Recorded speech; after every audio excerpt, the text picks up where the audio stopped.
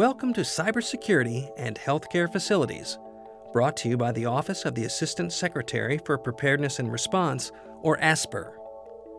ASPR recently developed the Technical Resources Assistance Center and Information Exchange, or TRACY, to meet the information and technical assistance needs of healthcare professionals, emergency managers, and others working in disaster medicine, healthcare system preparedness, and public health emergency preparedness. Cybersecurity is a critical issue facing the ASPR TRACY audience. In this program, a distinguished panel of experts describe lessons learned from recent experiences, planning considerations, and steps the federal government is taking to address cybersecurity and cyber hygiene. I'm John Hick, and welcome to this ASPR TRACY session on cyber terrorism and healthcare. Recently, cyber attacks on healthcare facilities have caused facilities such as the Hollywood, California Hospital to pay many thousands of dollars in ransom to allow their electronic health records and other systems to be accessed. Many other hospitals have experienced attempted attacks. So with that in mind, I want to introduce today's panel to you. We have Beth Musumeci, who's Senior Vice President for Commercial Cybersecurity with ICF International. Craig Diatley joins us from MedStar Washington Hospital Center, where he's the Director of the Institute of Public Health Emergency Readiness. And Steve Kern is our Director of the Division of Resilience for the Office of Emergency Management at HHS ASPR. So a very distinguished panel, and we're looking forward to hearing some thoughts. We'll actually start with you, Craig, since unfortunately MedStar was a recent victim of a cyber attack. And I think a lot of hospitals, tend to think that IT has pretty much got, those areas covered. But in reality, when an electronic health record or other systems go down, it can have pretty catastrophic consequences for the hospital. Can you walk us through a little bit in the aftermath? What were the effects on your hospital system, and what did you as an emergency manager need to do and think about? Sure. Well, as you can imagine, it was quite the education. It was a Sunday night into a Monday morning when one of our 3 off-site locations which host our more than 370 software programs that service all of MedStar Health began to show signs of a problem. Per a protocol that is annually rehearsed, and updated as needed, there was a MedStar Health mid-level director who was notified, and the preliminary report was given to him. He provided some initial direction to try this. That was followed up on. The situation was assessed to be getting worse. And so he made the brave, but per the protocol, decision to shut every aspect of MedStar Health's electronic medical record systems off. So we found ourselves as a healthcare system now without the daily computer-based program software that drives everything from patient care to our biomedical surveillance to our ordering equipment and supplies, just to name some of the systems that were impacted. To say that this was a dynamic lesson learned is an understatement. Unlike the traditional plane crash or train wreck or even pan flu, the implications of this were far different than what we've typically experienced. Some of the takeaways, and I stress some, not all, of the takeaways are something as simple as every healthcare system or hospital, depending upon where you are, needs to understand it will happen sooner or later to them. Take it for granted and plan accordingly. But one of the things that we learned was that there's a difference in what you need to do and what you need to understand is happening when it's simply someone shutting you out of getting into your own record system, as opposed to someone who has somehow managed to find their way into the system and get access to such things as patient record or personnel records. Both are equally serious, both need to be planned for on an equally important basis as well. Another lesson that was reinforced to us was what we had suspected, but certainly reinforced still further, is that this is in many ways like a train wreck or a plane crash, in that you need to have an incident command system, you need to have dynamic leadership, and you need to get it going early and in a sustained fashion. But it can't simply be the individuals in charge saying, well, let's pull out this downtime procedure for this and that downtime procedure for that. Yeah, we had downtime procedures for every one of those software programs, but this situation highlighted that you need to have a comprehensive approach to make sure that those other issues, besides what do I do to solve this particular software issue, is being addressed. Things like ordering equipment and supplies, things like the messaging that we give to the staff, messaging that we give to our patients, and not to be lost for brand protection, the message that we give to the public at large as well.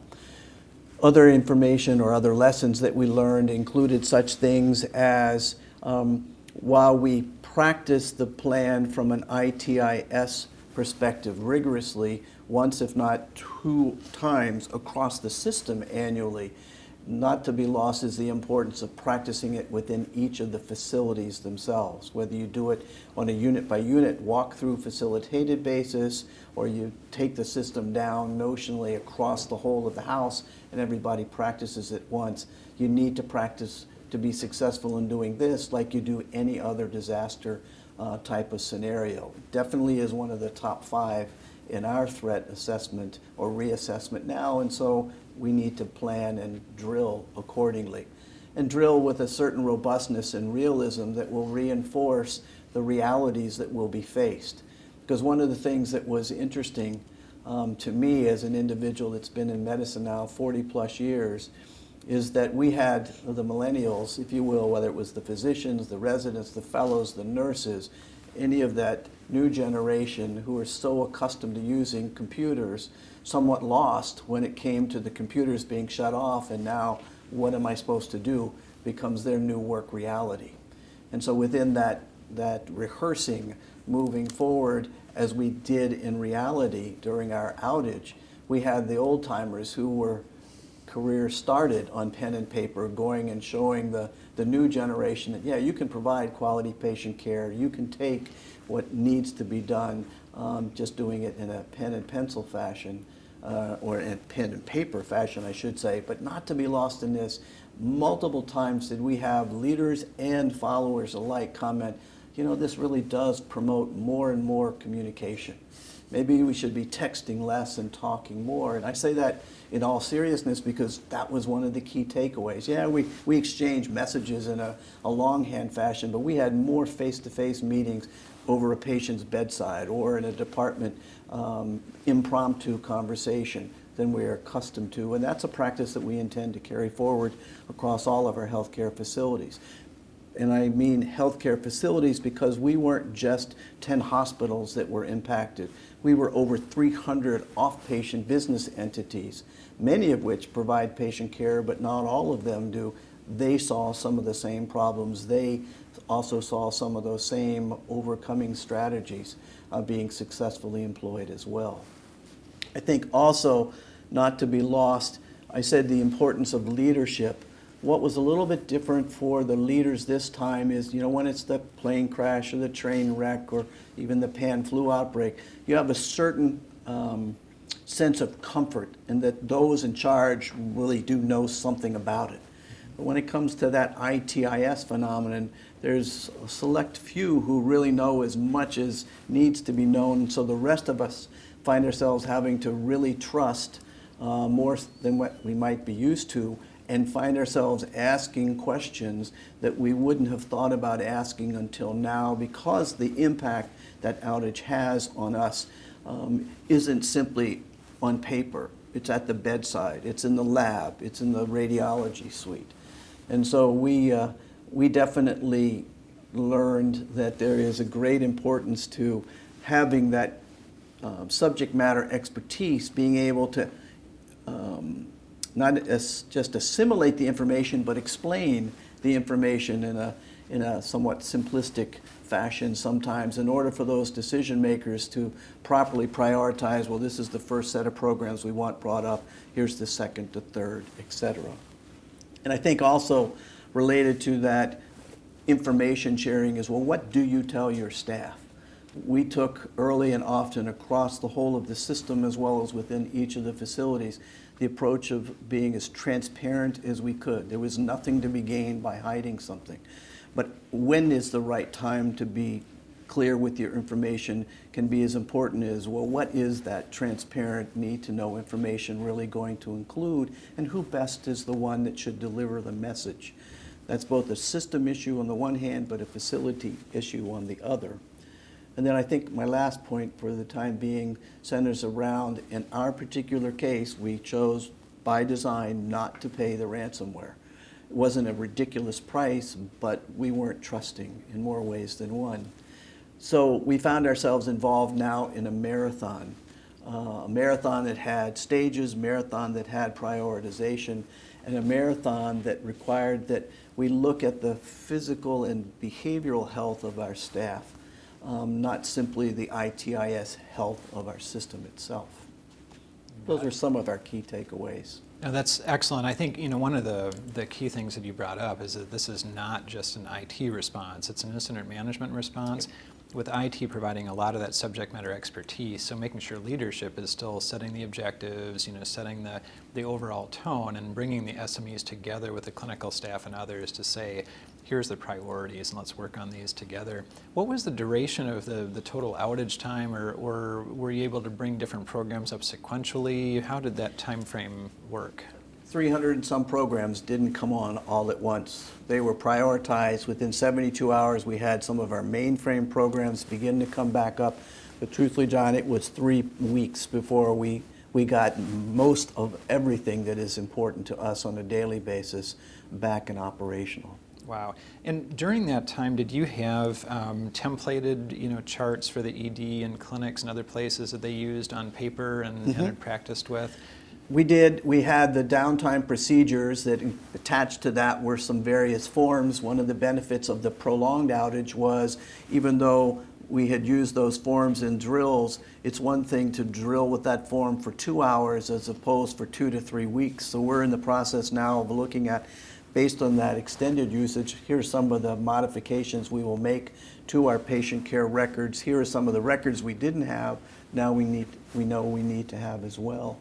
The other thing that's important that I didn't throw in here is that, of course, patient safety was first and foremost in everybody's minds. And so while we were all committed to doing that within our respective lanes, we also had teams of individuals whose sole job it was to serve, in essence, as a joint commission reviewer to go out and do tracers of various situations, even while we were in the midst of this particular crisis. That was particularly important and gave us some additional insight that had we not done that, we wouldn't have necessarily obtained. I think the clinical systems, everyone kind of has some degree of a backup plan for, although most haven't really practiced with a lot of downtime. We regard it as a nuisance, but we don't go out of our way to find opportunities to go back to paper. But was there another system? Were there any surprises as far as communication system or web presence or other things that you were surprised at the amount of impact that it had that maybe you couldn't have forecast in advance? I'm going to give you two answers. One is, unfortunately, the experience reinforced the need to have your emergency communication system, such as a paging system, on a different platform than what everything else is on. Because if everything else has gone down, then you've lost, in our case, we lost our two critical paging systems in our primary internet-based information sharing system. So going forward, they will be separate from everything else. I think another element of lessons learned centers around how do I use my manpower, because, as an example, with the lab going down, we could still run the tests, but the printing out of the results took more time, and now how am I getting those results back in a timely fashion? We had to establish a battle rhythm, and candidly, that took a while. That wasn't just an hour or two. That was each shift kind of got into their own battle rhythm. And while we got critical values to the patient's bedside quickly, the rest of the laboratory information sharing, the radiologic interpretation, reading, they took more time than we might have imagined, again, from just the exercising that we had done to date. Well, there's a loop closure that you can achieve with electronic health records on results Absolutely. that you just can't do unless Otherwise. it winds up being a person-to-person, and that's tremendously, time-consuming and heavy investment of resources. Yep. So, and I think the other thing, mind. speaking to that, is related to recovery. We all are, it's reinforced to us, we all need to have a business continuity and a business recovery and a demobilization plan. In the exercises that we had done, again, it's one thing to look at how am I going to re-enter information for 2 hours or maybe 24 to 48 hours. Going back and looking at 3 weeks worth of data you may find yourselves staggered by the time that's going to be committed to doing just that. The system is up and running now. How do I catch it up with what I've done so well or not so well in between? And are you scanning those paper charts into the electronic health A record? variety of strategies are being yes. employed, including some things, not patient care necessarily, but some things just will not be re-entered. We'll keep them in the paper file. Great. Well, thanks, Craig. So, Beth, with 300 different software systems and a host of different platforms and server and VPN and other issues, what comments do you have as far as mitigating some of these issues and some things that healthcare facilities and healthcare systems need to think about? Sure. So, as Craig outlined, the environment that he was working with is not uncommon in healthcare. So, healthcare really faces unprecedented challenges today with dealing with Internet of Things, our endpoints, having the push for electronic health records, as well as the surge in cybercrime, just continuing to escalate. So just some stats, 94% of medical institutions are victims of cyber attack. 113 million patient records have been within the last couple of years impacted. At least 12 months, the last 12 months, 75% of healthcare entities have either been or believe they have been the victims of ransomware attacks. So the fact is healthcare is lagging currently in their protection and their defenses for cyber attacks. And so there are some very practical approaches to addressing the risk at hand, but it takes a comprehensive plan and defense in depth, as Craig has outlined. So unfortunately, the trend or the past healthcare focus has been focusing on the perimeter and protection at the perimeter. But today, with Internet of Things and the reliance on a myriad of electronic devices, that perimeter is becoming near impossible to define. And healthcare is heavily reliant on those devices by design to enhance the patient standard of care. So that means that personal health information is PHI, is on devices that the providers are utilizing. PII, personal identifiable information, by billing departments and payment departments. That information is at risk, as well as intellectual property, even in the case of pharmaceuticals, et cetera. They're all highly susceptible to data theft and fraud because of the ill-protected endpoints. So this makes healthcare organizations prime targets for ransomware. So as you know, ransomware is a malware that locks files, and with demanding ransom, generally via Bitcoin, that typically then they'll provide the key when the ransom is paid to unlock the files. And with hospitals and other healthcare providers needing real-time information to provide their clients, their patients, with their high standard of care, needing access to prescription information, healthcare records. It's very important for them to have that real-time information, so it makes them tend to pay the ransom to be able to retrieve that information. And when you talk about perimeter protection, that's really more about firewalls, VPN, other things. Is that right? Am I understanding the terminology Yeah, correctly? absolutely. So it's when you're looking at firewalls and VPN, but when you're protecting your endpoints, because you have a myriad of endpoint devices, you need to have antivirus, you need to have whitelisting, firewall, of course, intrusion detection, intrusion prevention, capabilities. And the goal is also to partition your network, so you don't have a flat network, and make the target difficult for attackers. Attackers are looking for an easy target, and if it's not an easy target and it's more difficult, they'll move on to another target. And how often do we see vulnerabilities exploited where software isn't kept up to date? How important is that within the general scheme of things? Very important, and it can't under elaborate on the importance of patching and continuing to keep that typical hygiene in place. But also, even with ransomware of today, we're finding that it's in recent months, our team has identified that the ransomware is becoming quite nation state, so almost as sophisticated as a government sponsored event that you tend to see in more sophisticated environments. So there tends to be a surge in ransomware that's much more difficult. So having a team of experts or access to a trusted partner to help in these events is very, very important as well.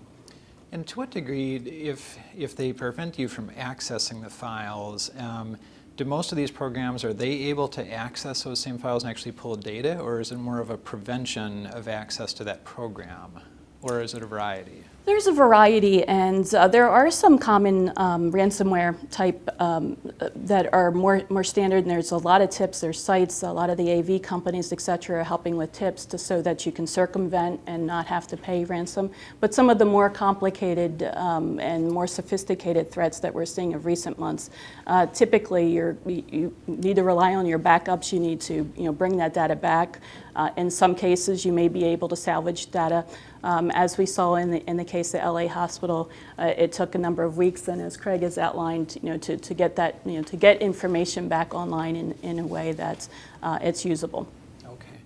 Anytime that protected health information gets released, obviously there's a burden on the healthcare system to do the appropriate notifications to that patient, as well as a liability for fines, which, as I understand, are in the excess of thousands of dollars per record release. So if you're talking about hundreds of thousands of records at risk, you can understand why sometimes the calculus weighs in favor of paying the ransom. But suffice it to say that as we increasingly rely on electronics and computers, whether it's in IV pumps, MRI machines, ventilators, et cetera, there's going to be many vulnerabilities. Are denial of service attacks being reported by healthcare entities? Has that been an issue with switchboards and other jamming situations? Absolutely, and sometimes it's a multi-factor, multifaceted approach to launching the attack. And what we're seeing at ICF is that the sophisticated attacks have come in with a multi-factor and advanced persistent threat mechanisms, a way to traverse the network, lock out network files as opposed to user files, and launch denial of service as well. Mm-hmm. Excellent. Well, thanks, Beth. Okay. Steve, we've visited a lot over the last several years about critical infrastructure issues, and a lot of times that comes down to power and potable water and structural reinforcement and things, and yet at the same time, most of those things are all dependent on computers, and all dependent on the web. So vulnerabilities of the grid to cyber terrorism, the way we saw the attacks unfold in the Ukraine, in addition to just the vulnerabilities that healthcare systems face, are pretty daunting. Does ASPR have any tools, or are there any projects or things that are in motion to try to look at this threat specific to healthcare or across the breadth of health and human services that you can bring us up to date on?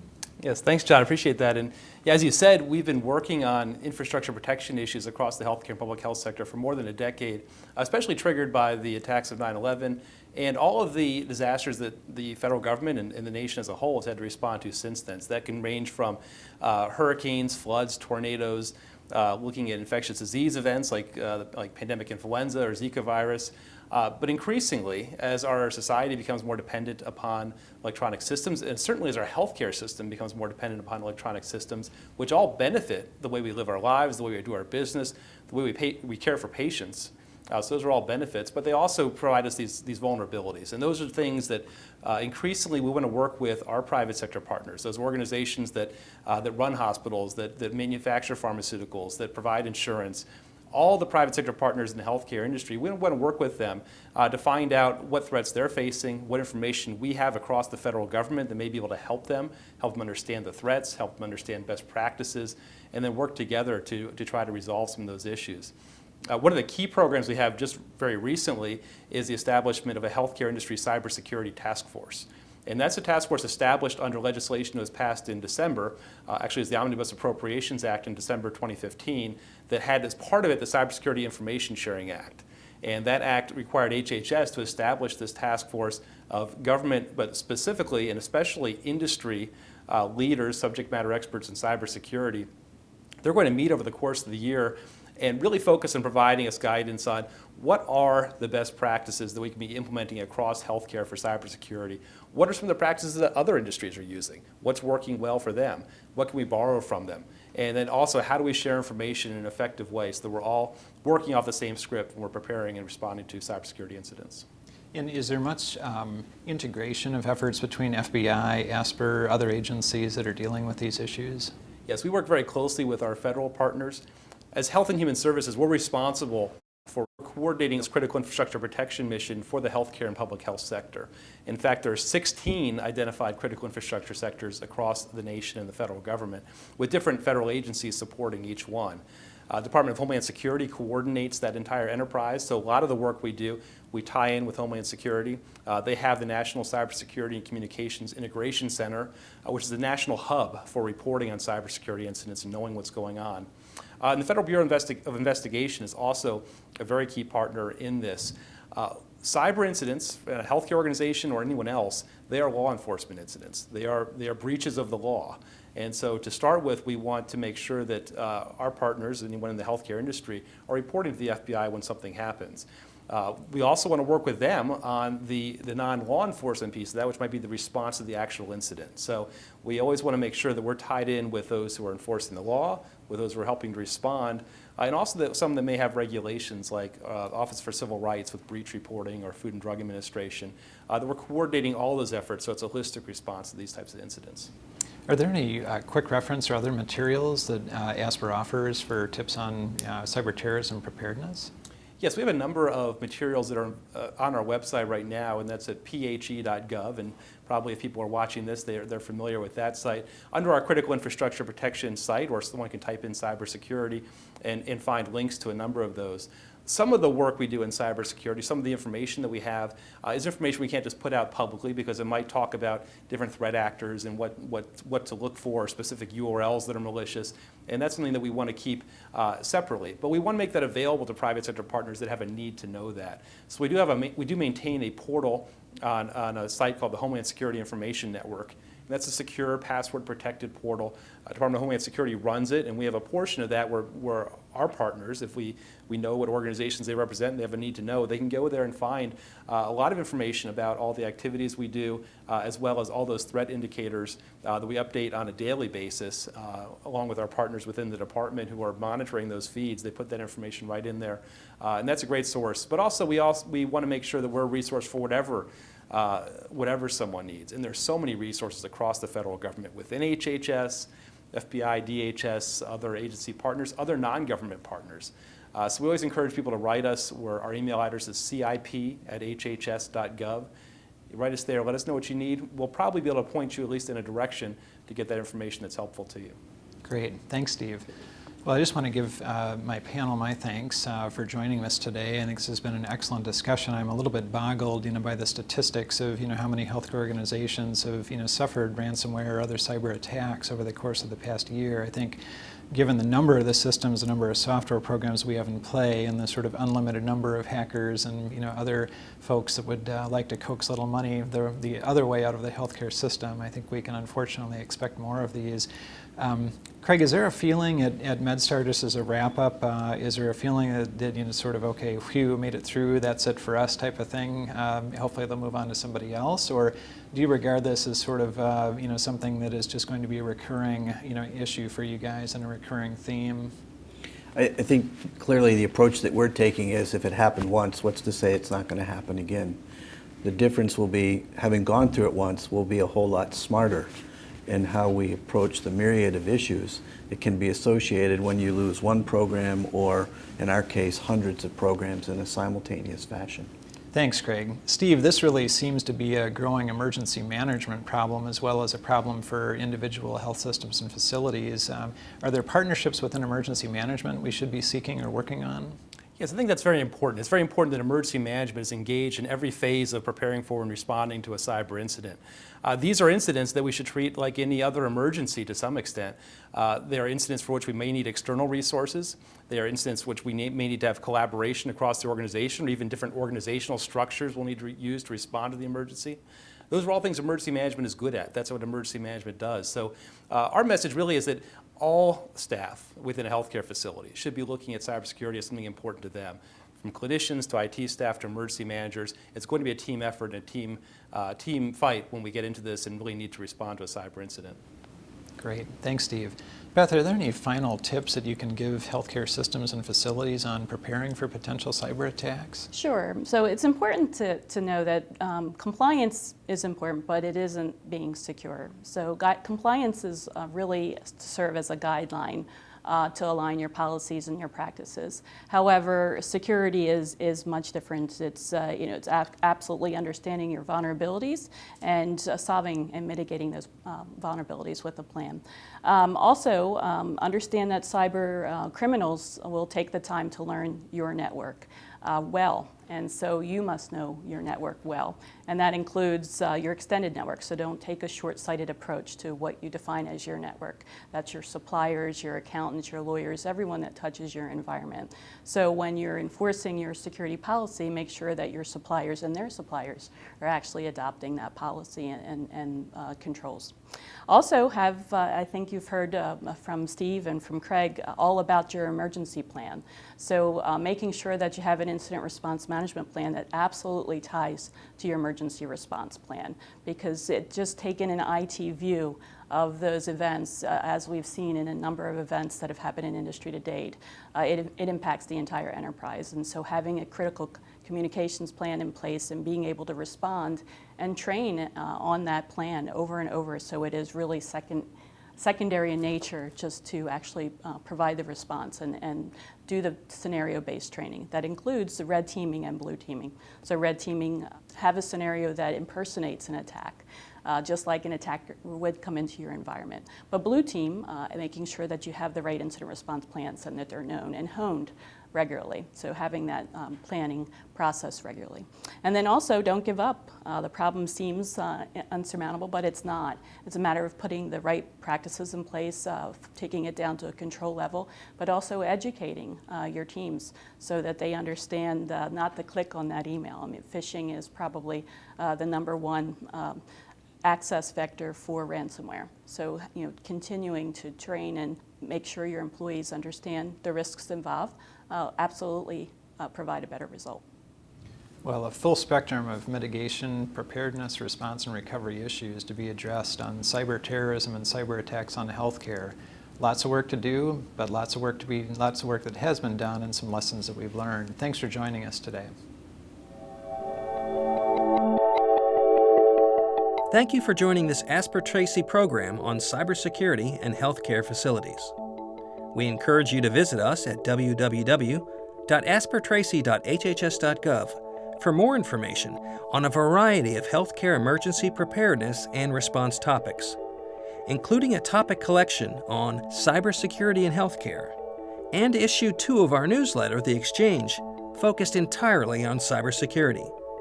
You can also submit resources to be considered for inclusion in our resource library and topic collections, participate in a password-protected discussion board, or submit requests for technical assistance.